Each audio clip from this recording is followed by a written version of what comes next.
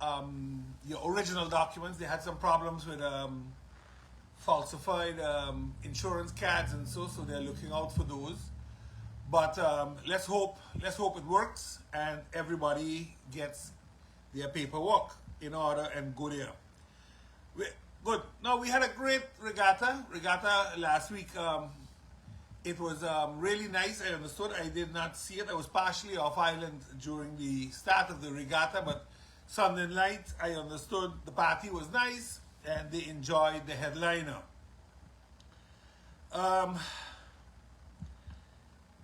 Last week also there was a whole raid going on in especially Backstreet, where people had to come in to ensure that the products that they are the agents for, like Louis Vuitton, Nike, Lacrosse, Air Jordan shoes, Converse sneakers, Puma, Christian Dior sunglasses.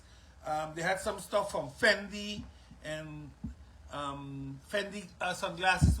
All of these things were picked up by a bailiff that went with the representatives of these brands onto Backstreet. Moved into a store, I believe it was from Chinese National, and took over 270 items. Now, this is a serious issue because it has been going on for a long time, these counterfeit products, which gives the country also a bad name. Now, I understand everybody want to buy a $20 Fendi pair of glasses, but they don't cost $20. So buy a Fendi pair of 20 sunglasses, but all these counterfeit products that are on Backstreet, they gotta clean them up. The people that really representing these brands get a serious problem, and it's not only with those things. It's also happening with a lot of liquor and cigarettes. Some time ago they held on to a big batch of cigarettes also because of the way they were packaged, the stamps and the cigarettes and all those things. These are things we got to deal with, people. We got to grow up and start dealing with these things the right way, because at the end of the day, one of these days somebody's going to get poisoned or killed with one of these products, and then we want to cry foul. But it's too late then. The damage has been done then. You know, I was happy to see that the MPs passed a motion to instruct the government to force the owners to rebuild the destroyed, unregistered monument on the property of Diamond Estate. Now, I said two things there just now. I said force and I said unregistered. To how far the government is going to get through with obligating the owner who says to have known nothing of the damage of the monument and gave no instructions, I don't know how that's going to work really. But the other part was the unregistered, because the monument has been there for quite a while. They found it a few years ago, and it was not registered at that point in time. So I don't know what they're going to do now when it comes to registering monuments. Last night, unfortunately, a huge fire, a spontaneous huge fire destroyed the Mary's Fancy's plantation, the old plantation house. That was plantation house of the Van Roermonts. That was their family home, and it is presently owned by the pension fund. The pension fund bought that property some years back when they also dually invested into the rainforest project. Remember, APS invested quite heavily in rainforest, and they decided to buy the property across, so they maybe could have done something to supplement rainforest or rainforest supplement them. That was something that they did, but unfortunately, with exception of building the wall in front, the bridge to go in, and the trench to run off the water, not much was done anymore. The boiler house and the hotel, they were going to be rebuilt, and they were going to put a boutique hotel in the plantation home to exploit the property. Some people said, oh, you see, they're building another monument. No. This monument, if they want to do anything, they're going to have to rebuild. That's the law. This one is protected. The Mary Fancy's plantation is on the monument list. So they can't just burn it down and then believe they can build anything there. No, it doesn't work so in the law. You have to rebuild exactly what was there. The problem is it might take longer now and become more expensive because you're starting from scratch again. But at least all the drawings and the documentation is there, so that's not going to be a big issue in that sense. But something like this shouldn't have happened. Maybe it's good for government to question when funds, government money is used or people's money is used to make investments, why such a long run to get the investment exploited? Mary Francis is one, but the tail end, what we know as the tail end parking lot is another one. That's also for MAPS. But there's nothing being done with it other than allowing it to be used and rented out once in a while to entities that want to use it. But it should be exploited because then you will make money on the investment. Right now the investment is just standing there and it's making no money. I believe it was a swap for monies that government owed APS, and that's how they got the parking lot. But again, we should look at it a little better because it's very unfortunate what happened last night. I don't want to point fingers at anybody, but I still believe it's very unfortunate that this happened, and we'll see where we go from here with it, because at the end of the day, we still want to see Mary Fancy's plantation back in its glory days. Even though I don't know what the damage is exactly, I haven't been able to see it from inside. I'm going to try to look at it later today and see how bad it is and what can be salvaged and what cannot be salvaged anymore. But the boiler house is metal, so maybe the boiler might have been saved. I don't know, but I'll take a peep this afternoon late. Let me congratulate my fellow Lions. Today, the project started, the Vision Care Project, the signature project of the St. Maarten Lions Club for 2022-2023. Lion John Scamine, the president, I know he is really extremely happy right now because this morning the school children started rolling in. Yes, on Sunday the doctors arrived, all the ophthalmologists arrived, everything was set up last night yet, and this morning the kids are rolling in. I know this afternoon we're going to have some seniors coming in also. This project is a 2-week project, and we hope, with the grace of God and everybody's cooperation, to have 4,500 school children from primary and secondary education eyes tested. Those that need glasses will be fitted there and then with glasses. So your child might have gone to school this morning without glasses, but if you need glasses and tested, will return home with glasses. So that's the crux of the project. We have about 1,000 glasses. We hope we don't have to use all, but we have about 1,000 of them here to help the seniors and the youngsters to see better and learn better and live a much more better life. So to the Lions, congratulations very much to all that made this a possibility today. Special thank you to ASA that moved their kids for 2 weeks to the Genevieve the Weaver School so that the Lions Civic Center could have been turned into a clinic and we could test the kids there. So thank you to you all also. Thank you to Bell for the transport. Thank you to all the sponsors that thus far have been able to give us some dinners so that we can treat the doctors that are here. So if there are any other restaurants that would like to make 25 dinners available, please feel free to give us a call, 520-7028, that's Lion John, and tell him the good news that you all are willing to support him.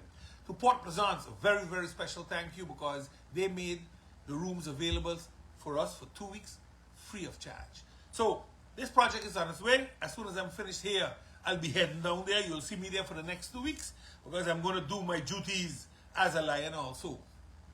Sargassum was back in full force, and you know, I saw the picture on the front page of the Herald last week and I said, oh my God, Lord, not Mullet Bay, man. But I must say, whomever cleaned up Mullet Bay, thank you very, very much, because I was fearing that the beach bars would get hit hard unnecessarily and the people wouldn't be able to use the sea really to go in and swim, because when that sargassum starts to stink, my brother, it's a whole different story down there if you're sitting there to have a drink or to eat something. So whomever did it, thank you all very much. I think it's much appreciated, and I'm sure the beach bars and the restaurants on Mullet Bay Beach and the beach users are extremely happy. Now, I've come to understand through the grapevines that we are having problems once again with building permits. building permits are taking longer than anticipated. Now, I don't know if that has to do with a lack of staff or whatever, but what caused me to bring this up is something totally different. I got a call and somebody said, you know, I'm waiting on my building permit and this and this and this and this. Yet, last year, December, a big project in in Puerto Cupucoy area. So down in the Cupucoy area. Let me not use Puerto Cupucoy or Port Pleasant because those are not the entities. They put in a building permit and they got it back by the end of December. Other people are waiting months, sometimes 5 months to get a permit, and others get it within 30 days. That shouldn't happen, people. I understand big permits mean big money for the government, but everybody is equal. You got to give the people their permits, and don't tell me when you go and answer it, oh, but their paperwork wasn't good. I've heard that story so often. I come from that ministry. I know sometimes we do these things the wrong way, and when you make a mistake, just man up to it or woman up to it and let's move on. But fix it. But last weekend and throughout the weekend, so last Thursday, Friday, and then into the weekend, we had the St. Maarten Doet organization. They did a lot of work with various projects all around the island, and I really, really want to tell them congratulations. I think they did a really good job. A lot of good projects. I saw some of them myself, and I was truly impressed. Now, let me get into the business of today. And one of them is Article 1 of the Kingdom Relations Budget used for effectivity and efficiency. Now, this is what Van Huffele said to the second chamber, because there were some issues about how is it going with Aruba, Curacao, and St. Maarten when it comes to strengthening the rule of law. And Article 1 of the Kingdom Relations Budget speaks about the efficiency and the effectivity of such. But I couldn't find a connection point, because it was more a sales point, according to me, by the State Secretary, because there were no measurable results of the budget used to strengthen the constitutional state of the countries Aruba, Curacao, and St. Maarten. In reality, the program was to ensure the following, and this is a piece I want to read. These are the 3 pieces that this program in Article 1's budget for the Constitution had to do. Strengthen proper border control through the cooperation of the Dutch Royal Marechaussee, which also was to ensure this, and this is what it was about, the serious drug movements on especially sea, to curtail that in one way or the other with cooperative agreements with Customs and Coast Guard, and also to see how they can work on the migrant movement due to the Venezuela crisis. Those were the things that they were looking at with proper border control. Then came the strengthening of the detective capacity on the 3 islands by the use of the RST and the anti-corruption team, TBO. I'm going to leave that for now to just that, because there's a lot more to be said about that right now, and not by me, but primarily by the Dutch themselves, that do not believe that this is truly working other than a well-paid vacation. The strengthening of the judicial system through the prosecutor's office and the Joint Court of Justice is the 3rd factor that this Article 1, the budget use for the strengthening of the constitutional state, would have done. Now, what I just said above there can be found in the country packages under the heading of strengthening the rule of law in the countries. In reality, Article 1 speaks of the Kingdom Relations Budget about promoting good governance by contributing to the strength of the constitutional state of the countries, and because these matters are matters of an autonomous country, the Netherlands can lend assistance through cooperative measures as stipulated in Article 36 of the Charter. Now, you see the discrepancies? In one mouthful, they are stating, listen, these are the things we can do with the budget. And in the other part of their mouth, with the breath that remained, they said, but because you all are an autonomous country, we're going to do a cooperation. So we're going to sign all these agreements. The problem is, if we don't sign them, we get disciplinary actions.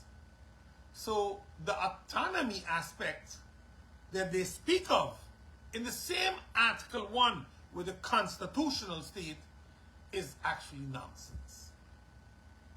Let me just break this down so we understand what's really happening here.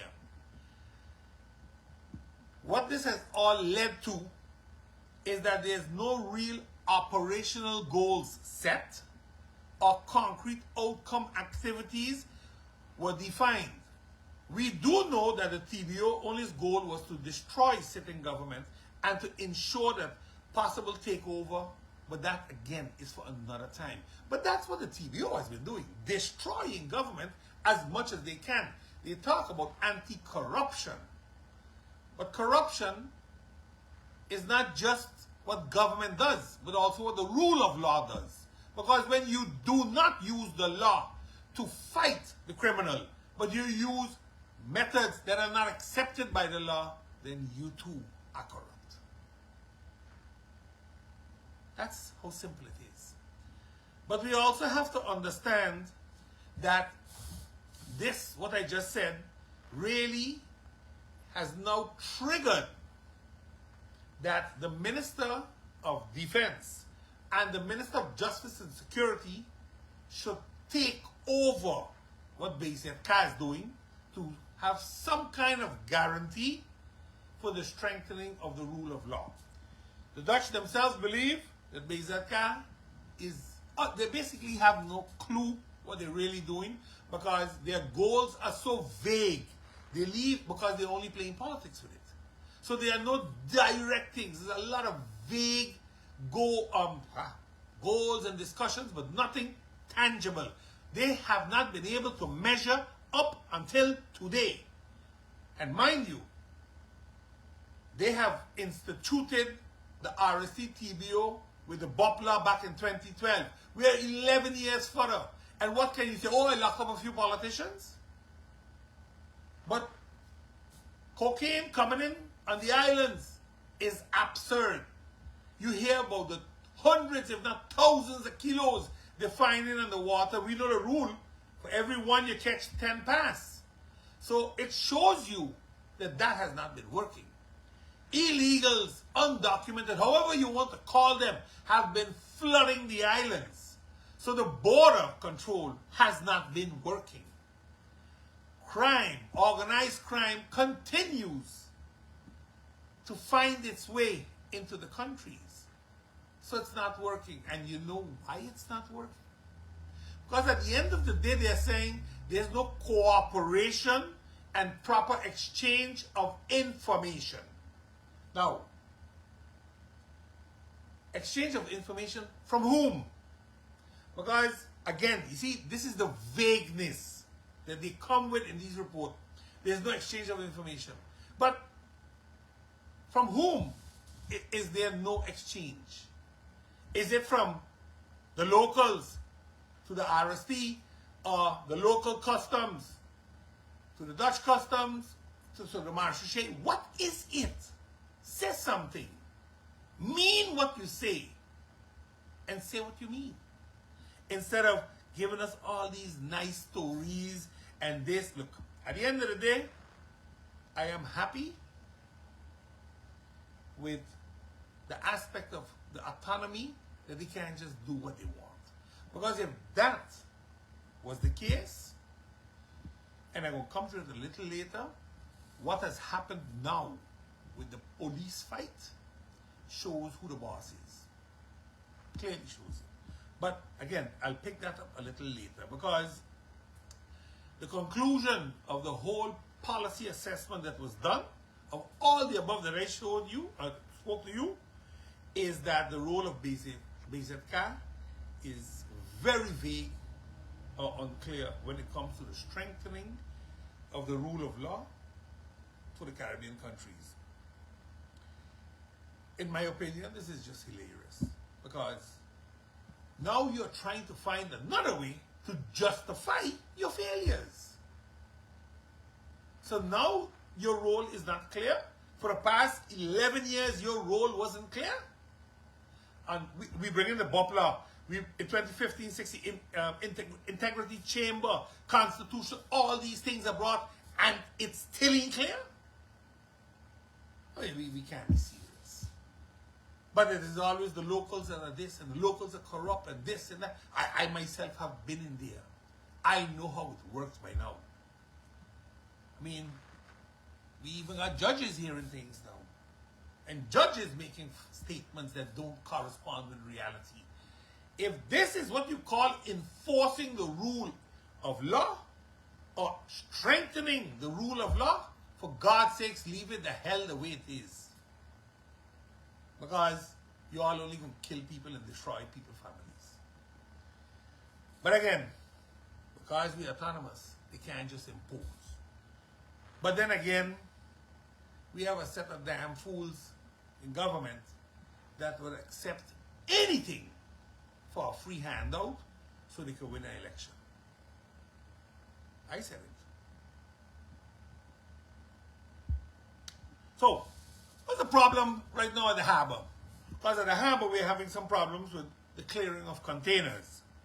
It has come to my attention that for a while now, customs have been requesting all invoices attached to manifestos of especially containers that have food products that might be attached to the food baskets approved sometime back by government.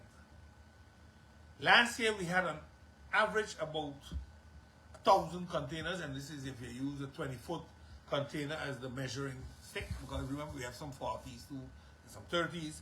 We had about 1,000 of them. They're coming into the country every month, and customs needs time to check containers. Mind you, they make a selection already, and then out of that selection, they have to now go in and see, is it true what's on the manifest that's in the container? Now, this is done on various criteria that are set. If you could recall, the ECORIS report 3 years back was handled in Parliament, where there was a study done on price development and logistics of the island, and the report showed that St. Maarten had some exceptionally high prices for products compared to the other islands in the region, and the question was why. Now, are these checks and balances done based on the basket of goods? I can't tell it yet, but I want to believe it might be close to that. Now, in the meeting with the ECORIS report, there was also an illusion made, or they alluded to the fact that there might have been adjustments of invoices. I don't want to say tampering at this point in time yet, but invoices were sent to St. Maarten with higher prices than they actually was. And as such, the margins that they could sell here would be much higher margins because they were not being tax-free. Now, this would have been circumvented with import duties. Because if you come with a high price on a commodity here, you're going to pay 8% on that price. So I am nearly 100% convinced that when we start import duties instead of TOT, that the prices will change. The import prices are going to drop. Because now, it isn't what you're doing in America anymore with the invoice, it's what you're going to pay here in St. Maarten. Because the same people that import here, import in Curacao, and also in Aruba, and there it's less. For the same products. This is what the ECORIS report showed. You see, so you gotta start laying certain links. Maybe they're not true, but if they're not true, then we will be able to prove that. Because right now, it's all murky, murky, murky. And this is something we have to look at. Because I believe at the end of the day, we got to stop forcing our people into poverty and help them to get out of poverty. And one way to help them get out of poverty is making food more affordable and giving them some more buying power. Those are good things to get people out of poverty. Now, again, some of the people are saying, listen, boat comes on Sunday, containers are only cleared on Thursday, Friday. And some people believe it has to do with a shortage of personnel at the customs department, and that is quite possible because I think all departments have some shortages. So I don't want to put my hand in the fire for it. But what I will do is look at it from another angle. And the other angle was that the usage of the ASECUDA World Program has left a door closed. Because if they had used that program, or any other program that can maybe do the same thing and have the same results, because I am not going to promote a program, but this program that I am mentioning is a program from the United Nations. It is free of charge. It's going to cost you about $500,000 to $1 million to install, and then naturally there will be some fees. But this program, the ASECUDA program, has everybody in. All the agencies, the judicial agencies that need to see what's happening can see what's happening. There's also a program from the port, and that is the PCS, the Port Community Services. And that program is where most of the stakeholders from the region and from St. Maarten are. But not necessarily, as I understood, from all judicial agencies. So if Interpol flags a container coming to St. Maarten, ASECUDA will inform customs, but not, for example, the port or immigration or anybody. They will only flag it to the people that have authority to do something. So nobody could get tipped off and all those things. No, I am, again, not 100% versed in it. But this information that I got from people in this business that do this work for a living. And they said government should have used the ASECUDA a long time ago. And I know customs has asked for it on numerous occasions. But we do a good talk, but we don't put it in practice. Because if the ASECUDA project is done, many containers, depending on the route, will have a pre-clearance. So when the container lands in St. Maarten, they could just clear it through the port and go. Right now, especially if you have stopovers, it creates a major problem. It creates a major problem. And that means that the customs are checking manifestos and price controls manually, while we have programs that have been developed and are used in Anguilla, they're used in St. Kitts, Curacao, the Netherlands, various ports, Jamaica, America, but not we. We don't do it manually. Why? Why do we do this to ourselves? You know, these are the type of things that we have to look at. Now, remember, ASECUDA is about 4 to 5 times more expensive, I understood, than the Port Community Security System, the Port Community Services, the PCS. But again, I can't look at pricing and determine something. I want to look at efficiency for all involved. And PCS, in my opinion, isn't lending itself at this point in time to give judicial strengthening to controls. And if it does, then maybe that's something to look at. But if it doesn't, Let's stick to what we know works. Asekuda works. That's factually. I mean, it's being used in many, many places throughout the world. So again, I think the program, and I know Asekuda for sure, is ideal to deal with income generation, because import duties are part, calculation of import duties are part of this program. It will show, because they have the prices, the manifestos, everything is in the program, so it rolls out. That container coming in, 8% on its value, it's valued so much, it's insured, brrr, the number rolls out. Government gets it on a platter. They don't have to do nothing. The program does it. This is the beauty, because the program has different modules, and people have access to certain modules. You don't have access to the security modules, for example, as government, or the judicial modules. Security is for the port, judicial is for the judicial officials, and you have that access to that financial module where the import duties are calculated. I think this is a great program that I hope we don't continue talking about, but we deal with it once and for all. And then this whole ECORIS report that was handled in Parliament when I was there myself, because I asked a lot of questions about it, and the answers remained vague. Again, here we can answer it with a system like this. I am not telling you this system is going to fix everything, but it's surely going to clear the air on a lot of things that are happening right now.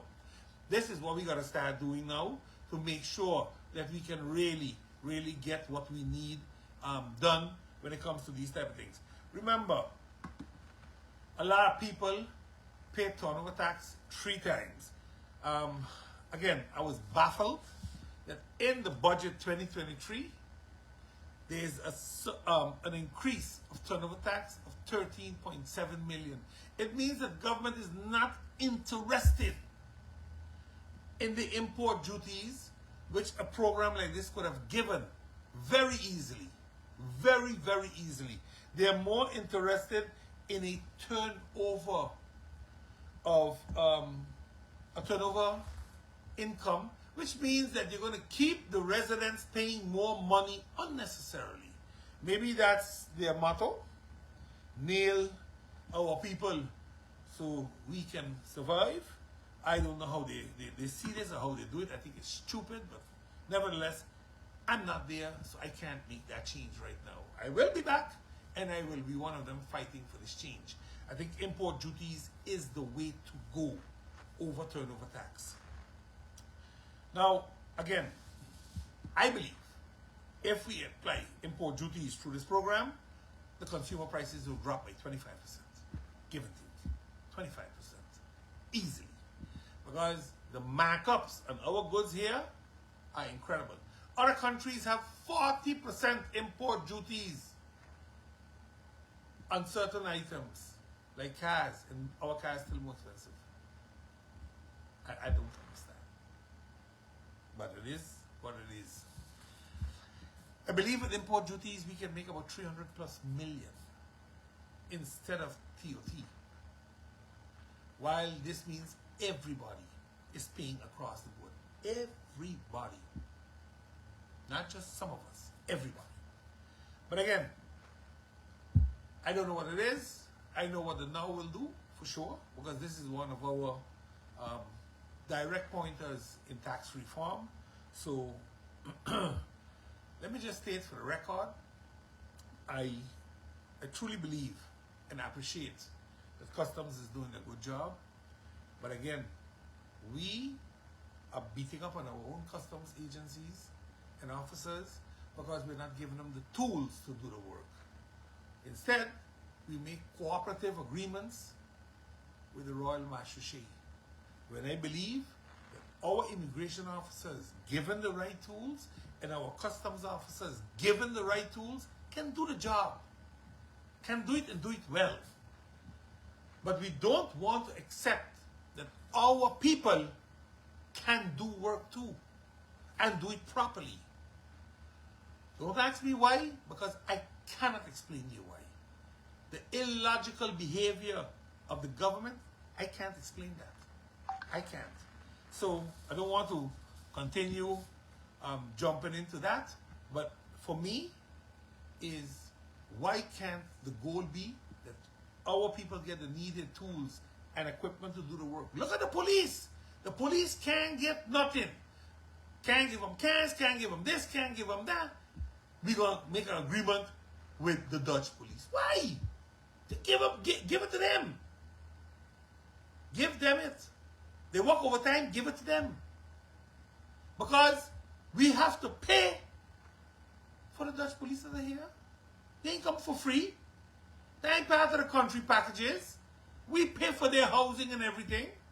So why are we pretending that our own can't get? You see, again, we need to stop signing off all these so-called collaboration agreements. They're not collaboration. They're denying our own the opportunity to do it the right way. And have we made mistakes? Yes, we have. But if we continue crying about that and using that as the basis not to give our people an opportunity to move forward, then Jesus, man, we don't need a government. Just put the Hague down here and done. Stop pretending. Stop being a hypocrite. Because that's what we are. All of us that believe that we have to continuously be doing collaborations. There's nothing wrong with a collaboration. There's nothing wrong with it. But you don't have to do everything in a collaboration. Then why are we an autonomous country? We should have just stayed a normal entity. Come on, man. You want to be a country? You want to be autonomous? Then start doing things yourself. Give the people in your country the opportunity to do it themselves. Instead of always signing off on a collaboration to do something. It's crazy. We had the great debate with Andrew Dick, and it was MP Rolanda Bryson, the leader of the USRM, Dr. Marcelina, and myself. And again, when we were discussing, it was the good doctor that said that he doesn't understand why government is only signing collaboration after collaboration. We are only signing off collaborations with the world, actually, because we seem not to be able to do anything ourselves. And I wholeheartedly supported him, because it is unfortunate that for every little thing we need a collaboration. I agree, we need collaboration sometimes. I agree with that. Like, when you talk about national disasters, we work within a team of countries throughout the Caribbean that we can help each other when we are hit by a natural disaster, which is something that you pray for never happens, but can happen over the years. But the collaboration agreements that I'm talking about here is everyday work. Do we really need the Marche here to do customs and immigration for us? No, we don't. We don't. Do we need Coast Guard? Yes, we do. Because we don't have it. We don't have enough. We have a unit down in Simpson Bay, but it's not enough to watch the seas for us throughout the year. So is there collaboration needed? Yes, I agree with that. But I'm just trying to show you, not everything we need a collaboration for. Some things we should be able to do ourselves. Things that we need a collaboration for 8 years or 10 years ago, today we can do it. Because if by now we are not able to fill the gaps with capacity, we have a bigger problem than a collaboration agreement. It means we're not taking care of our people and getting our people ready to move this country forward. So please, next week, I'm going to touch the SOAB report and tail it. I know that report came out. I've been able to read it. Unfortunately, I have not finished putting my thoughts on paper, so I am not going to delve into it today. But next week, I'll give you all my take on the SOAB report of TALEM. It was an operational report and not a forensic report. But I believe that the operational report will lead itself to a forensic report. But I will break it down for you all a little better next week when I do that part of the presentation. Now, today, the Central Committee meeting started at 10 o'clock, 20 minutes ago, if they got quorum, about Budget 2023. And I decided that I'm going to delve into the budget much deeper to look at what are we going to get out of the budget when it comes to infrastructure, education, tax reform, financing, let's put it that way, healthcare, justice, because you have to really go into the budget and see, okay, so this is all written, what's coming out? What does it mean for economic affairs, tourism? Because, you know, there are a lot of additional funds brought up on the budget that are supposed to go certain places. But at this point in time, I ain't sure. So let me give you my take on what I believe has been put on paper. And, you know, I looked with some interest at the national decree that once approved into law will be Budget 2023. The introduction in the budget, the national decree is written there. And when I look at Article 2 and 3, very specifically, it shows me a few things that must be truly discussed, as this budget is far from being readily available to use as a budget, in my opinion. Article 2 says, the budget of the current expenditure of St. Maarten for the financial year 2023 is set at 494,663,992 Dutch Antillean guilders. The budget revenue for the financial year 2023 is set at the same amount, so it's balanced. It's zero on both sides when you subtract. The budget for investments in capital goods shall be set at 69,253,405 guilders. That means that for that, there will be a loan. That's what it means. There will be a loan for the capital investment. And I want to believe they pulled over some of the investments from 2022 into 2023. But let's be clear, there was no loan approved in 2022 for capital investments because CFT did not agree with the amended budget 2022, and at this point in time does still not agree with it. The budget for loans, etc., shall be set at 5,280,000 guilders. That's repayment on loans, etc.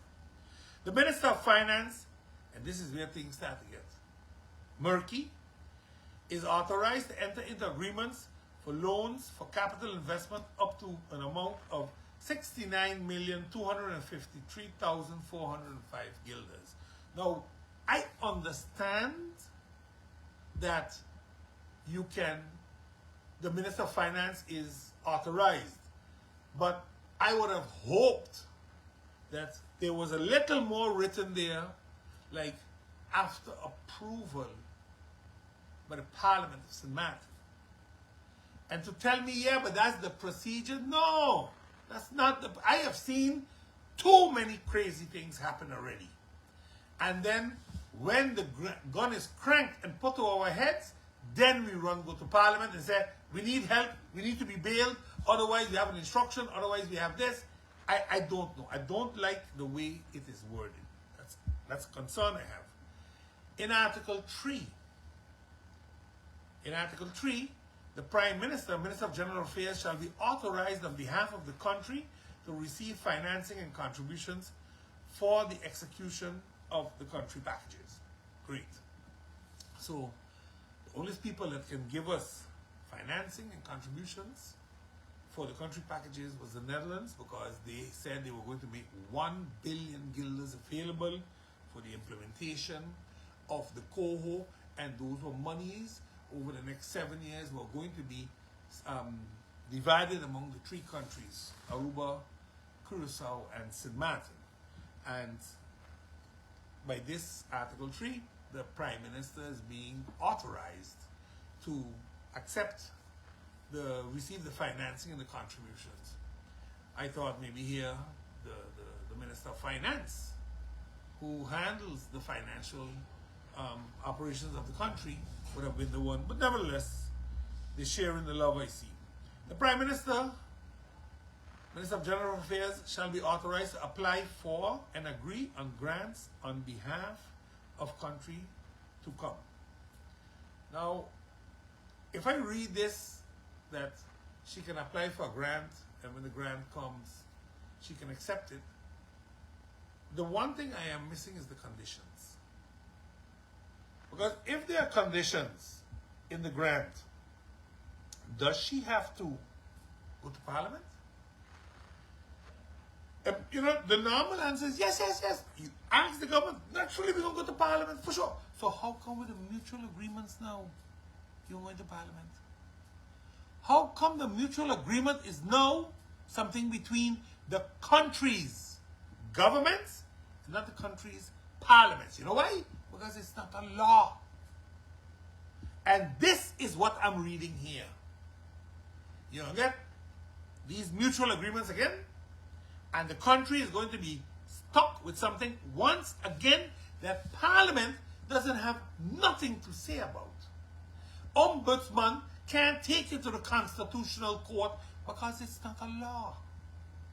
Y'all gotta understand to read sometimes and I'm disappointed, to put it mildly, in our governor. I'm disappointed. I did not expect this. I expected much better. But it doesn't stop here. The Minister of Finance shall be authorized on behalf of the country to work out a refinancing agreement of the loans that are provided on behalf of the state of the Netherlands in connection with Hurricane Irma and the COVID-19 pandemic, amounting to 360,400,000 guilders. That's what we are due this year. This is what we got to pay back. Our budget is 494 plus million, which excludes this amount. And what will get paid back, how much it's going to be for this year, is capped at this point in time at approximately 5.28 million. So you see, I am very concerned. I am extremely concerned about how this is going. Because while the budget is closed and they said it's balanced, that income and expenses are the same, it's clear that when you read Article 3, Sub 3, that the minister is authorized to go and renegotiate for 316 million, that the budget cannot be balanced right now because he doesn't have a solution for it. Right now, as we speak, Maarten owes 316,400,000 guilders to be paid back in 2023. And if we get a grant, and if we get dispensation or refinancing, then at that point in time, you know how your budget will look. Right now, we're going running through Parliament to run something through that is fictitious, to put it mildly. And that the government does this, I can understand it's politics, because they are irresponsible as hell. But that the governor signs this, I'm extremely disappointed. Unless the governor and the government know what was agreed between the governor and the Kingdom Council of Ministers on what Maarten is going to get and what it's not going to get, and what the consequences are for budget 2023. Other than that, we got a serious problem, people. We have a problem. And I don't care who feels offended or who think I'm talking wrong. If I'm talking wrong, correct me. Your budget meeting start today, correct me. Talk about it in there. Someone campaign know what you're talking about. Go up there and do it. Because all you're doing is playing games. That's what you all are doing right now. You're playing games with the people's future. You know, again, I'm going to say this. The Kingdom Council of Ministers pulled back Van Huffele's mandate to discuss grants and forgiveness of debts and all kinds of things and told that the only thing you can do is go talk how much the interest norm is going to be and for how long we're going to extend these loans. Go have that discussion with the islands. That's the discussion that has started right now. There is no agreement yet on the rest. That's why the mutual agreements between the three countries are so critical. That's why right now they have it so that you won't hear them sign that yet. You won't know what's in that yet, because that's the carrot dangling on the renegotiation of the loans. That's if it goes wrong in the renegotiations of the loan, you could believe that mutual agreement is going to be a serious problem for us. Because our mutual agreement is basically COHO, but in a different form. Now, I also find it kind of strange that Article 2, Sub 2, where the Prime Minister goes and accepts grants so openly without any. So, again, like I said, the Prime Minister is allowed to negotiate and accept grants. But what about the conditions? How are those going to be justified? And and again, they're going to tell me, oh, it got to come to Parliament. No, we have now seen that with mutual agreements, they ain't come in Parliament. They have found a new way to circumvent Parliament. And if it means that they got to do it, they're going to do it. They've shown that already. But again, oops, I see that the budget meeting has not started. Clifton boy, I really had hoped they would have started at 10 o'clock and stop disrespecting the people with their time when they want to look at it. But that means people will continue looking at my show. At least I start on time. I tried my utmost best to do that. Another little concern that I have is this loan of 69 million.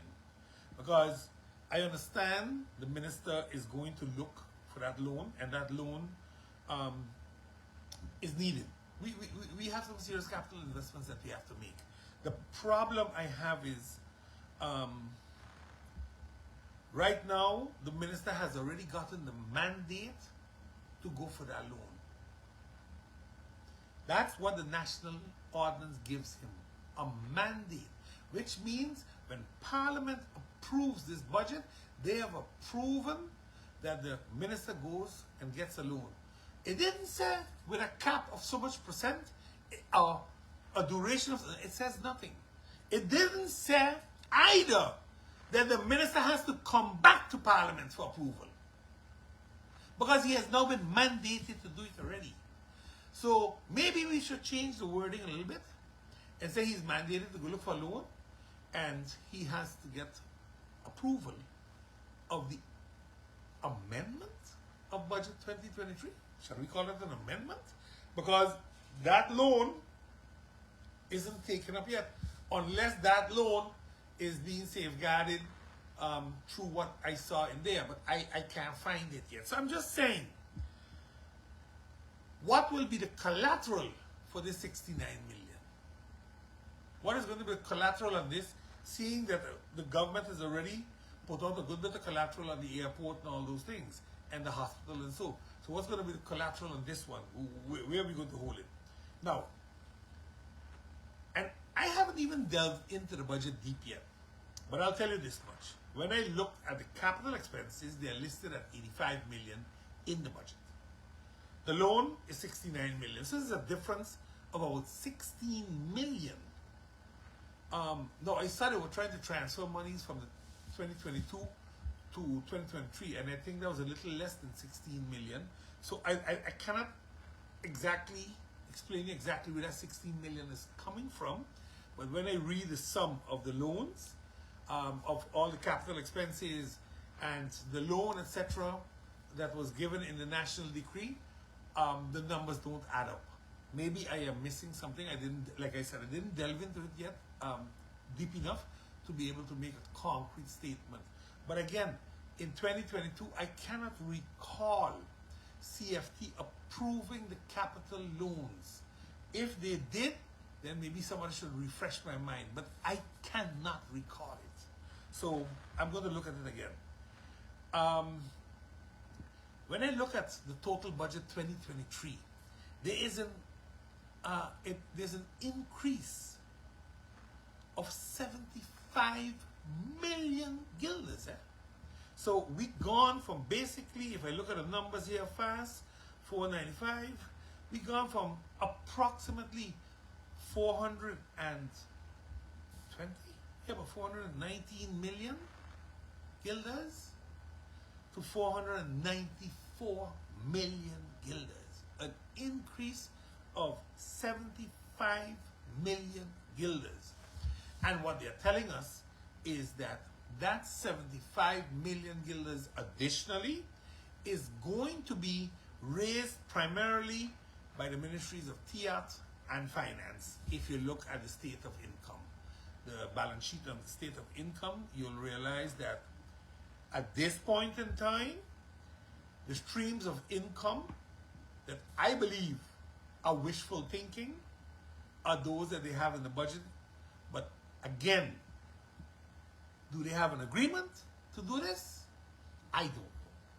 And if they have one, do they believe really that they can collect it, seeing that we are now already going into the fourth month within 2 weeks? We'll be going into the fourth month. So 25% of your year has passed. 25% of your high season of the year has passed. Sorry, 25% of high season, the 3 months that have passed, January, February, March, is high season. And the only other 2 real months with high season would have been November, December. So you have already lost 60% of your high season when it comes to Airbnb, tourist tax, and room tax. Now again, the Airbnb, 5 million is the law already, because we were not accepting the way the Airbnb was being done. They said they'll give us 5%. We didn't agree with that, so we didn't worry them. The tourism tax, 10 million guilders. Now, that 10 million was a nice little debate when we were talking in the great debate with Mr. Andrew Dick. Because I know that the tourism office or the tourism budget wants much more money than they have right now. And not 5 million, and not 10 million. They want 15, 20 million to be able to really put the product, St. Maarten, on the market to ensure that we get away from the 65, 70% occupancy rate and go back up to the 80, 90% occupancy rate per year, so that this country is really making a good impact once again in the tourism market. That's one. The room tax, they put it now at 5.5 million, and it is proposed to be implemented in April when the budget passed, because the budget will pass in the month. So April 1st, maybe that's the all fool's joke, they're going to implement this. Because remember, the hotels are now going downwards, qua room occupancy. And there's no real plan to boost it, because they didn't put the money there to boost it. They put the money there for other things to increase the budget with 75 million. So again, this is what I'm saying. These are the things we really, really got to go look at. When you look at finance, finance has an increase in wage tax of 17.7 million. They have a tourism tax of 4.2 million. They got TOT of 13.8 million guilders extra. Now, let me stop by the TOT a minute.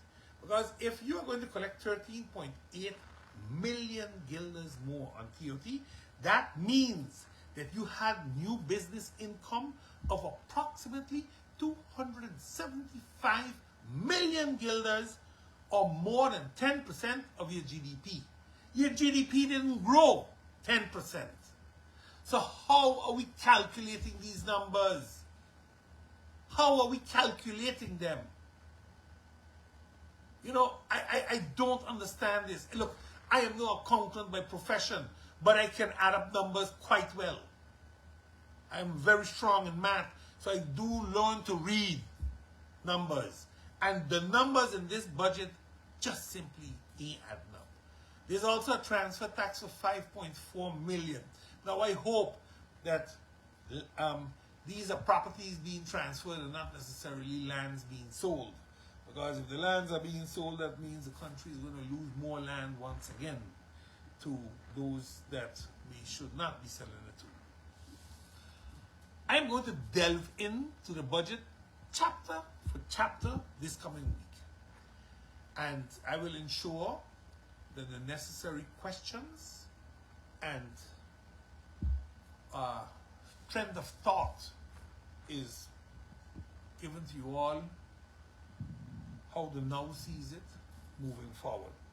I will also be assisting MP Emmanuel in getting budget 2023 dissected so that we can understand and explain to the people what's really happening.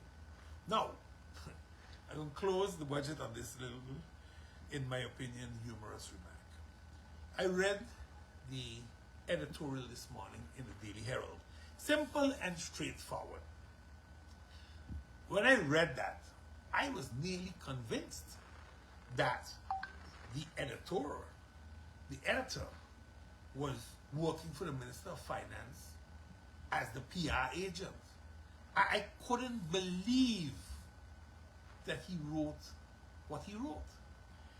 But the budget is far from simple and straightforward and should not be handled as such. I think my elucidation above is scary enough to talk about simple and straightforward. When you have projected incomes that are not meeting reality, in my opinion, then it is not as simple as straightforward, because the expenses are then becoming a farce. What we need to understand that this budget needs to be downsized. It is going up with 75 million guilders. We are going to take loans for 65 million guilders in capital expense. That's a whopping 140 million guilders extra. I understand it's an election year, but do you all understand as government that you're going to once again enslave your people financially for something that might not really be needed right now? I think we have to be honest with ourselves. I agree that it's simple and straightforward, that you should not be bringing changes to the floor of Parliament to fix up your friends and family when it comes to certain things that happened in the previous budget year. I agree with that. That I will support the editor with 100%. But I believe that this budget is far from a reality budget. This budget is far from fulfilling the expectations of country Sint Maarten. And as such, I hope that many people understand with what's happening. When you pick up the newspaper today and you read that the CBCS, that's the central bank, is raising the pledging rate, you must understand that that basically means any bank that is not liquid enough and goes to borrow by them has to pay 5.5% for that money. And that means that they're going to pass that on. And by passing that on, we're going to be paying rates of a minimum of 5.5% plus the bank's profit. Meaning that loans are not really going to be given and people are going to stop investing. The local people. This is how you have to look at this. Because when people come from abroad, they're coming with loans from 2.5%, 3%. So they can do that. They're not going to work with our banks here. You should understand that when a pledging rate starts to go, and this is, the central bank is doing their job because they're trying to protect our foreign exchange. Even though at this point in time, let me say for the record, we are doing fine because we have 4.5 months, give and take, of reserves for foreign exchange and how we use it normally. The golden rule is 3 months, we have 4.5 months. But we went from 4.6 to 4.5 months. So again, to 4.5. So I'm saying, to say, with the pledging rate, we got to be careful because we have to understand what this also means. Government wants to borrow. At the local banks, they don't have enough money to give them. they're going to have to pay more money for a loan. I don't know how this is going to affect, because the international markets are also increasing. That means that, remember, all the loans that we have from the Netherlands, if that international rate that the Netherlands is borrowing goes up to 2.5–3%, we will be paying 2.5–3% interest on all those loans as we are renegotiating them. So I need you all to understand that. All right, people, I know it's getting late. I have two topics that I want to touch for sure yet, and that is the airport saga. What's happening at the airport? Now, let me just say this. I saw another airport saga continues WhatsApp pass through. And when I saw that one, I smiled and I said, oh boy, this one is speaking volumes on the behaviors of many. And I'm going to read it just now so everybody understands which one we're talking about now again, because people have to understand that at this point in time, the airport workers are really reaching a tipping point. And you know, the last thing I want is violence, but they are pushing people beyond a point of no return. And when this happens, a lot of us are going to be crying, because people do strange things. In Dutch they say, kat en nauw maakt rare sprongen. When you corner a person, the person is going to do what he has to do to survive. Please. We had a whole investigation started, I understood, and people were called to be questioned by an integrity or investigative firm from Curacao. And they were told to go to a hotel, and in the hotel they were going to meet with them and they were going to be questioned. I think the union got wind of it, and the union accommodated the people them, and the interviews did not continue because the people wanted to talk to the individuals alone. And when the union didn't adhere to that, the whole question and answer story stopped, unless they continued over the weekend or they started it this morning again. I don't know, but that's what I understood. But let me explain you all what the airport saga really says. Make sure everybody in your boat is rowing and not drilling holes when you are not looking. If you have to hurt other people in order to feel powerful, you are an extremely weak individual. These were two quotes that started the whole discussion. I'm going to not use all the words, because some of the words are a little rough. I'm going to put in another word if need be. Mr. Mingo, that last airport saga stung some parts of your body, and it's hot for you. You are really a jacko. I don't want to use the other word. You're looking to fire Audrey Jack from long time, so you gladly used this WhatsApp saga when it went viral to get that opportunity. Please don't forget you have family members, and including yourself. You're going to mash the wrong too, and you will get it, and get it real bad too. Now, people, this is a threat. So that's why I am reading this, that people understand. I understand your frustration, but I give you good advice. Don't put these things in WhatsApps, because you have just woken up the cybercrime unit from the RST and the local police that will delve into this WhatsApp to see who wrote it, because this is a personal threat to Mr. Mingo and his family. That Mr. Mingo need a good cut ass, that's factual. But his family has nothing to do with this, and I hope we don't go that direction. You're begging for another contract to cut ribbon. What you did to cut ribbon, we would like to know. You already have this place in a total chaos. So you want an extension for a year so you can open the airport, and then he gone. In 2020, when we had our strike in March, Miss Ludmila de Weaver and Rolando Bryson came down here.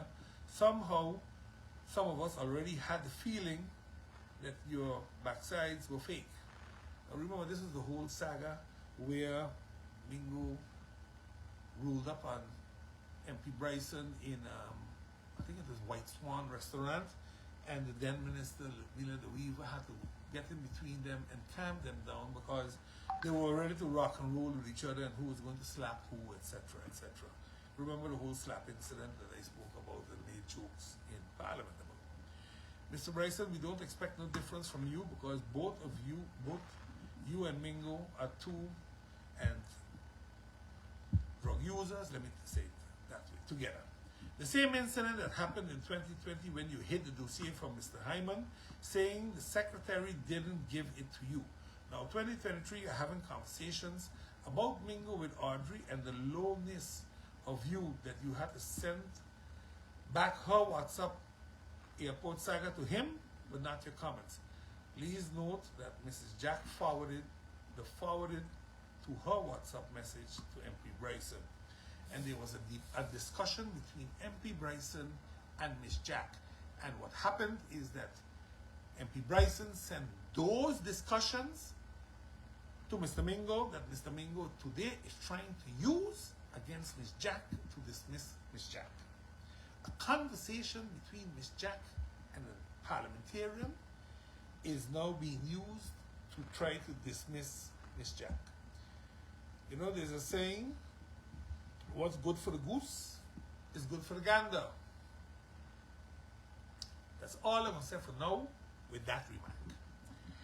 But I really would like to know if people in their real minds can vote for persons like you, his brother Mark, that's Brian Mingo's brother, running on the party with you because birds of a feather flock together. When you're busy bringing in an investigation team from Curacao to question Audrey and other employees, this happening in the Simpson Bay Hotel, I was informed, all these fees can be used to get our airport up and running. So what is it bringing? What is it bringing in these people? Maarten don't have people here that does the same job, but this special team work for the airport and they will never go against the airport, but we patiently here waiting for the outcome because Mr. Mingo is not going to be good this time. Enough is enough. Now, I don't know if the company works for the airport or not. I would want to believe the company has an integrity standard and that their report will be as honest as it can be. But I too have learned that not everything that has the stamp integrity on it means that it is integer. I have learned that the hard way in courts. So I am not going to just say, oh, don't worry, the report is going to be good. Absolutely not. Sometimes people will make sure that their bread remains buttered as it is. So again, I don't know, but I don't trust it anymore either. Because I am sure we had enough people here that could have done the investigation the same way that it is being done in GEBE right now. They didn't bring people from abroad to do that investigation. People in St. Maarten that are well qualified to do it did it. And handed it in to the government of St. Maarten. So please, I can support that statement. Once again, we believe our own people are not good enough to do an investigation. And that's unfortunate.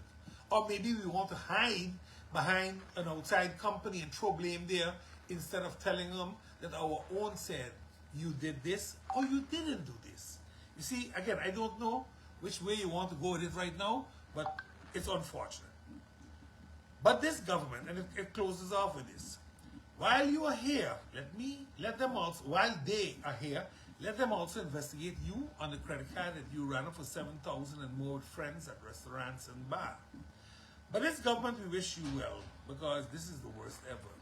You see, when election time comes around, we forget about the bad times, where we get a few dollars and a plate of food, and then we ball after. Bam, bam, 27. Now, I don't know what's going to happen today, but Audrey has been suspended until 22nd of March. We discussed this last week with the letter that was prepared the day before the meeting that they had. So we'll see. I hope that the airport comes to its common sense and puts Audrey back to work, because Audrey did do nothing to justify being suspended and or dismissed.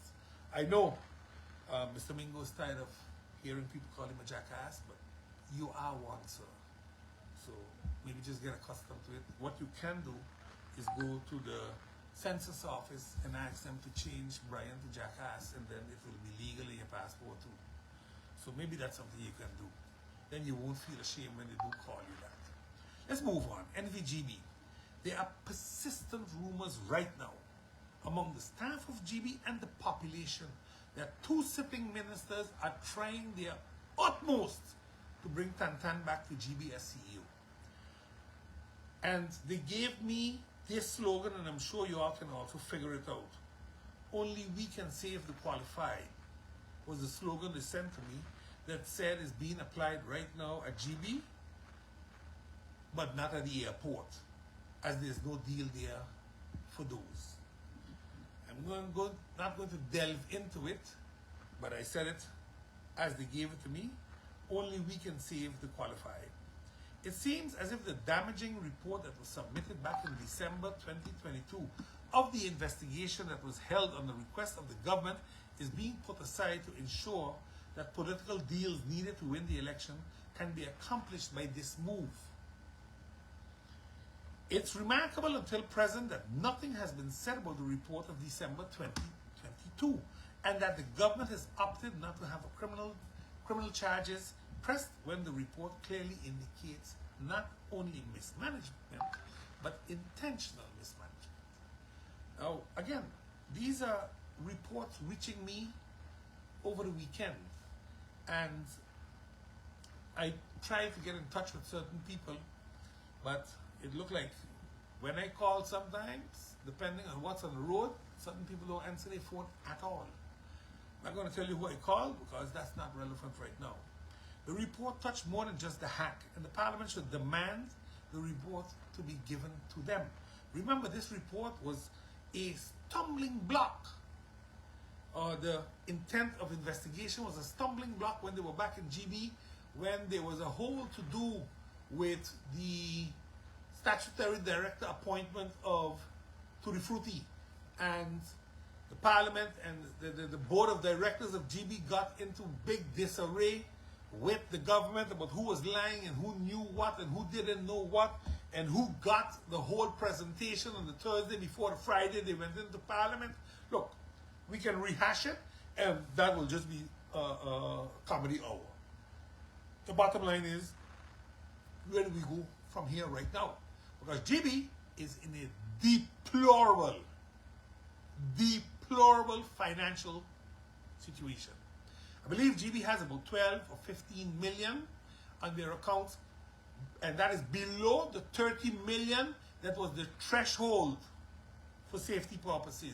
They are below that already, far below that. And at this point in time, fuel is skyrocketing through the roof, killing GB's cash flow.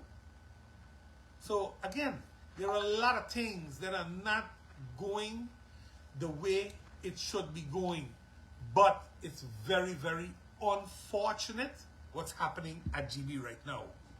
I truly hope that the rumor, because at this point in time I'm going to label it as a rumor, that two ministers want to bring back a CEO at this point in time that got a very deplorable write-up in a report, that it is not true, and that we can review this and hope that this is done differently. Because at this point in time, I hope they don't believe that Budget 2023 is going to move people's attention away from the true problems of the country. Nobody worrying about the budget anymore, because nobody knows what it is anymore. Choose the two ministers, their slogan together was "Only we can save the qualified." That's the ministers they said were involved. At this point in time, we already have a serious situation where ministers might receive their walking tickets during the budget or right after the budget. Remember, we have a lot of problems going on, and nobody really knows how they're going to solve it. So I truly, truly hope that we can get these things done. And, you know, election jitters are showing itself. And the last thing we need is that we start doing crazy things now because of election jitters. The police troubles and the government's failure. I spoke of this last week. I spoke in depth about it. And now we have gone a step further. And I just want to discuss the step. On Wednesday, had the government not come across the board, there would have been a go-slow action that could have had serious consequences. The lawyer for the police union, Mr. Cormac, said enough is enough, and no more talk, no more this. Too much of waiting. 13 years they're waiting for things to be done the right way when it comes to the KPSM and the decrees and the functions, the salaries, all of these things. So, the governor got involved. Last week, Thursday, the governor called in the chief of police and the minister of justice and said, enough is enough. The safety and security of this country cannot be put at risk because of a disagreement or high-running tensions between the Minister of Justice and the police officers. And the governor called and asked Cormac if he can give him until the 31st of March, and he will guarantee that all payments will be made and all decrees will be issued with function books, placements, and placement letters. Everybody will get everything before the 31st of March, according to the discussion I had with Cormac. So I hope that this whole saga comes to an end by month's end and we move on. What I find a pity is that the governor had to get involved and that the governor had to put a solution in place. Now, that the governor can guarantee that within 2 weeks everything is going to be done means that the governor is in charge. Other than that, can't work. So I want to believe the governor took over this thing and is going to finalize it to prevent any possible slowdowns, cancellations of Carnival or whatever it is. But I'm happy that March 31st, this should be done. Governor gave his word to the lawyer of the police union, Mr. Cormac. Now, time is running. I have, for next week then, I promise you all that I will do the same-sex marriages and I will explain there what is going on with the law that was passed and what's happening in the Netherlands now, where MPs believe that the autonomous countries should decide for themselves. So I'm going to get into it next week a little more in depth. I want to close off today that up until today, the consensus mutual agreement has not been signed. And it is still a big secret what it entails. While today we discussing budget 2023, and we have a national decree where the Minister of Finance has been authorized to go and negotiate and refinance 316,400,000 guilders, but we don't know what the mutual agreement says because they are tied together. There's no ifs and buts about that. The refinancing of the loans and the mutual agreement for the country packages are tied together. So it would have been great if at least with honesty that could have been told to the public of St. Maarten and the Parliament by extension, so that at least we would have known what we are up against. At this point in time, we don't know. I don't know when we will know, but I'll tell you this much. If they play the game of hide and seek, all will lose. All of us will be losing, and then, unfortunately, the country will suffer unnecessarily.